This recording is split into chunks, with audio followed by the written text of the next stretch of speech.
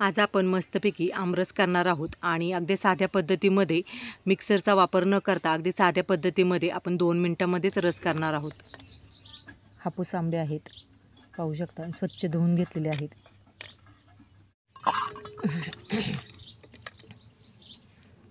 हे जी साल आहे नाका ती काढून घ्यायची आहेत आणि ही साल जी वरची आहे ती काढून घ्यायची आहे. चाकूनी काढा, नाही तर मग सोलनीने काढली तरी चालू शकते. तर अशाच पद्धतीमध्ये आपण साल काढून घेणार आहोत.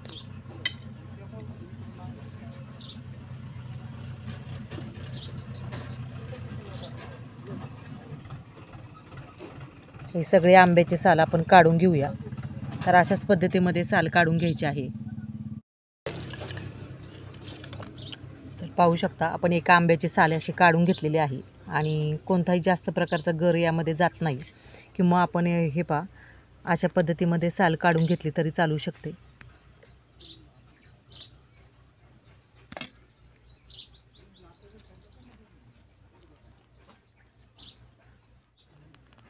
हे पहा, अशा पद्धतीमध्ये साल सहज निघते.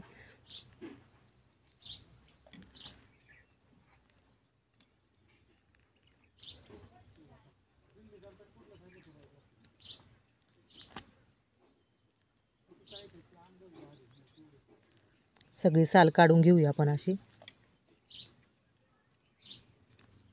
तर पाहू शकता, मस्तपैकी साल काढून घेतलेली आहे. तर पाहू शकता, हे 3 आंबे आपण साल काढून घेतलेले आहेत आणि इथे आपण कढई घेतलेली आहे आणि त्याच्यावरती पुरणाची चाळणी घेतलेली आहे. आता यावरती हा आंबा आपण छानपैकी किसून घ्यायचा आहे.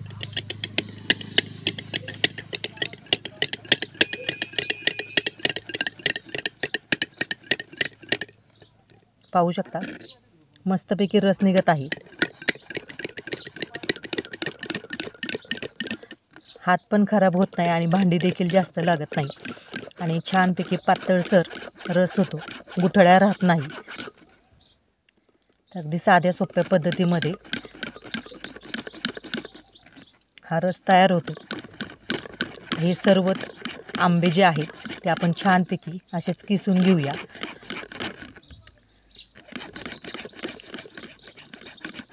साल काढून जर आंब्याचा रस केला तर आंबा खराब आहे की नाही हे देखील कळलं जातं आणि रस देखील पटकन होतो.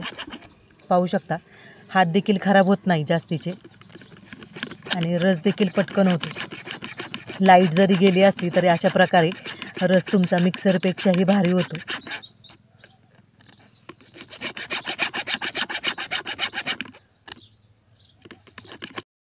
तर पाहू शकता, आपण आंबे छानपैकी चाळणीने गाळून घेतलेले आहेत किंवा किसून घेतलेले आहेत आणि कोणत्याही प्रकारचा रस या चाळणीला राहत नाही आणि आंब्याचा कलर पाहू शकता, कलर देखील सुंदर झालेला आहे आणि कोणतीही गुठळी न राहता अगदी प्लेन रस झालेला आहे. तर पाहू शकता, चमच्यामध्ये अगदी सहज पातळसर न गुठळी होऊन देता अगदी 2 मिनिटांमध्येच हा रस तयार होतो. तर आंब्याच्या गोडीनुसार यामध्ये आपण साखर टाकणार आहोत. तर आंबा जास्त गोड असेल तर थोडीशी साखर पुरेशी होते. तर यामध्ये आपण थोडीशी साखर घेतलेली आहे आणि ती छानपैकी चमच्याने विरघळून घेऊया.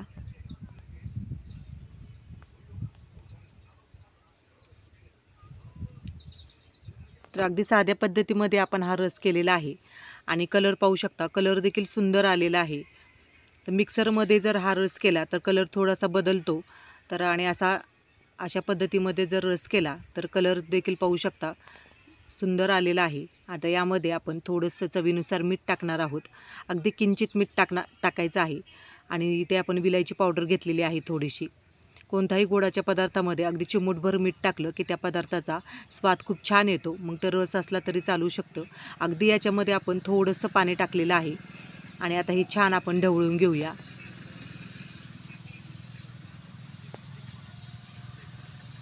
तर तुम्ही नक्कीच अशा प्रकारे आंब्याचा रस करून पहा, खूप छान होतो.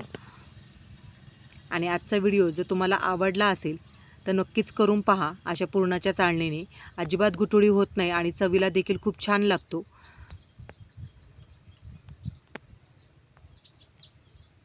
तर पाहू शकता, मस्तपैकी आपली साखर येथे विरघळली गेलेली आहे आता हा रस आपण एका वाटीमध्ये काढून घेऊया.